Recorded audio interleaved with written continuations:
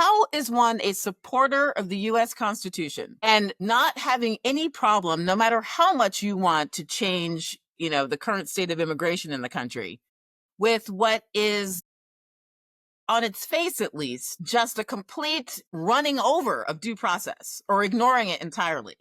I asked you last time if you thought that Donald Trump was going to adhere to court orders, and you said that you thought he would, and you weren't all that convincing, to be honest with you. But in some of these, the whole idea of like sending people off or not turning the planes around when a judge has said, turn the planes around. Let's just start there.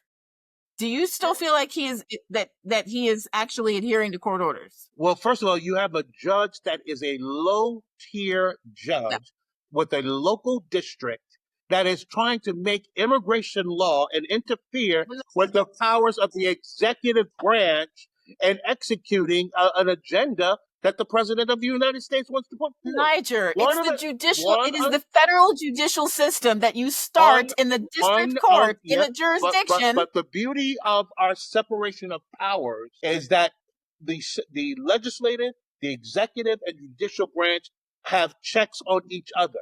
And one of the checks that Congress has over these lower judgeships is to eliminate them. And right now, Johnson, because of this particular one local federal judge, because of the decision that he's making in obstructing Trump and Homeland Security for fulfilling its immigration agenda, Johnson is thinking of reorganizing and, quite frankly, firing a number of these judges. And I support review and by the way, that's all under the frame of constitutional legitimacy. Okay. That is his. Okay, well, John Roberts came out and said you can't just be like, let's get rid of the judges because you don't agree with the decision. There is an entire appellate process for that. And you know that, right? Yes. And you're not actually answering my question. My question is, do you think it's all right that they didn't turn the planes around? Because it seems to me like somebody decided that they didn't care about a court order. Well, I'll tell you this much, T. If that plane is filled with a bunch of gang-banging criminals, or overwhelmingly filled with a bunch of gang-bang criminals that are part of these transnational narco-terrorist organizations, then you're damn right the president has a responsibility. First and foremost is the defense of the American people. And these people, most of whom are illegal, are clear and present dangers. So no, he should not have turned the plane around.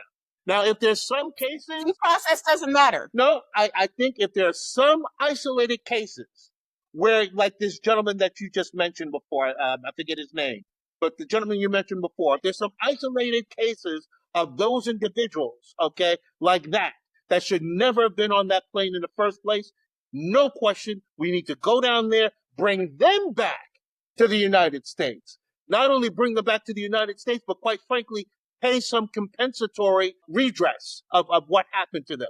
But the overwhelming majority of these people are hardened criminals that were not only here in the country illegally, but had the temerity to break American laws while they were here. Niger, our system of justice, correct me if I'm wrong, has always been that you are innocent until proven guilty. Are you not at all disturbed that seems to have been turned on its head